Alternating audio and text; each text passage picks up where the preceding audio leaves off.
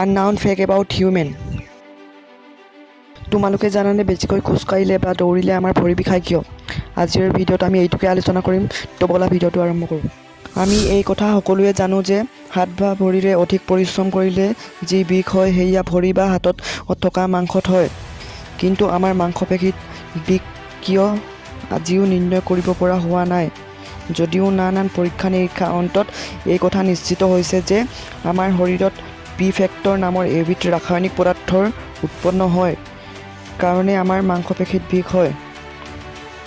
অন্যহাতে পৰীক্ষা কৰি এই কথাত উপনীত হৈছে যে শৰীৰত থকা কোনো পেশীৰ ৰক্ত সঞ্চালন ঠিকমতে চলি থাকিলে সেই পেশীত বিষ নহয়। কিন্তু পেশীত যদি তেজৰ পৰিমাণ কমি যায় তেতিয়া তেজৰ পৰিমাণ স্বাভাৱিক নোহোৱা পৰ্যন্ত পেশী টুকুৰা বিষাই থাকে। আকৌ আমাৰ দেহৰ কোনো এটুকুৰা পেশী সংকুচিত হৈ থাকিলেও সেই টুকুৰা পেশী বিষাই থাকে। তেনে হৈ থকাৰ কাৰণে পেশী টুকুৰা আৱশ্যকীয় তেজ পোৱাত বাধাপ্ৰাপ্ত হয়। আৰু এনেধৰণৰ ইণ্টাৰেষ্টিং ফেক্ট পাই থাকিবলৈ ভিডিঅ'টোত লাইক, শ্বেয়াৰ আৰু এটা ছাবস্ক্ৰাইব কৰক। ধন্যবাদ।